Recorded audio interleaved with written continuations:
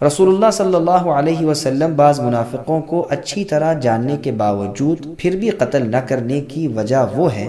جو صحیح بخاری اور مسلم کی روایت میں ہے کہ رسول اللہ نے عمر رضی اللہ عنہ سے فرمایا، میں اس بات کو ناپسند کرتا ہوں کہ لوگوں میں یہ چرچے ہوں کہ محمد صلی اللہ علیہ وسلم اپنے ساتھیوں کو قتل کر ڈالتے ہیں۔ مطلب یہ ہے کہ جو اعرابی یعنی دیہاتی آس پاس میں ہیں، انہیں یہ تو معلوم نہ ہوگا کہ ان منافقوں کے پوشیدہ کفر کی بنا پر انہیں قتل کیا گیا، ان کی نظریں تو صرف ظاہر داری پر ہوں گی۔ جب ان میں یہ بات مشہور ہو جائے گی کہ رسول اللہ اپنے ساتھیوں کو قتل کر ڈالتے ہیں تو ڈر ہے کہ کہیں وہ اسلام کے قبول کرنے سے رک نہ جائیں۔ قرطبی فرماتے ہیں،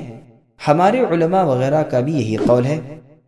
ٹھیک اسی طرح رسول اللہ مؤلفۃ القلوب کو، جن کے دل اسلام کی جانب مائل ہو جاتے تھے، ان کو مال عطا فرمایا کرتے تھے، جبکہ رسول اللہ جانتے تھے کہ ان کے اعتقاد بد ہیں۔ امام مالک رحمہ اللہ بھی منافقوں کو قتل نہ کرنے کی یہی وجہ بیان فرماتے ہیں، جیسے محمد بن جہم، قاضی اسماعیل اور ابہری نے نقل کیا ہے۔ امام مالک رحمہ اللہ سے بقول ابن ماجشون ایک وجہ یہ بھی نقل کی گئی ہے کہ یہ اس لیے تھا کہ رسول اللہ کی امت کو معلوم ہو جائے کہ حاکم اپنے علم پر فیصلہ نہیں کر سکتا۔ قرطبی فرماتے ہیں، گو علماء میں تمام مسائل میں اختلاف ہو، لیکن اس مسئلے میں سب کا اتفاق ہے کہ قاضی صرف اپنی ذاتی معلومات کی بنا پر کسی کو قتل نہیں کر سکتا۔ امام شافعی رحمۃ اللہ علیہ نے ایک اور وجہ بیان کی ہے۔ آپ فرماتے ہیں کہ رسول اللہ کا منافقین کو قتل کرنے سے باز رہنے کا سبب ان کا اپنے ایمان کو اپنی زبان سے ظاہر کرنا تھا، گو اس کا علم تھا کہ ان کے دل اس کے خلاف ہیں، لیکن ظاہری کلمہ اس پہلی بات کو ہٹا دیتا تھا۔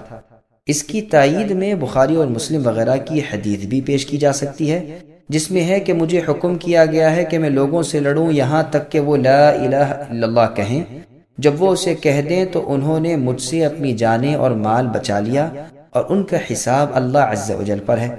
مطلب یہ ہے کہ اس کلمے کے کہتے ہی ظاہری احکام اسلام ان پر جاری ہو جائیں گے۔ اب اگر ان کا عقیدہ بھی اس کے مطابق ہے تو آخرت والے دن نجات کا سبب ہوگا، ورنہ آخرت میں وہاں کچھ بھی نفع نہ ہوگا۔ لیکن دنیا میں تو مسلمانوں کے احکام ان پر جاری رہیں گے، گو یہ لوگ یہاں مسلمانوں کی صفوں میں اور ان کی فہرست میں نظر آئیں، لیکن آخرت میں عین پل صراط پر ان سے دور کر دیے جائیں گے، اور اندھیروں میں حیران و پریشان ہوتے ہوئے بآواز بلند مسلمانوں کو پکار کر کہیں گے کہ کیا ہم تمہارے ساتھ نہ تھے؟ لیکن وہاں سے جواب ملے گا کہ تھے تو صحیح، مگر تم فتنوں میں پڑ گئے اور انتظار ہی میں رہ گئے اور اپنی منمانی خواہشوں کے پھیر میں پڑ گئے، یہاں تک کہ امر الہی یعنی موت آ پہنچی۔ سبسکرائب کیجئے ہمارے چینل اور دبائیے بیل کا آئیکن تاکہ آپ کو ریگولر نوٹیفیکیشن اپڈیٹس مل سکے۔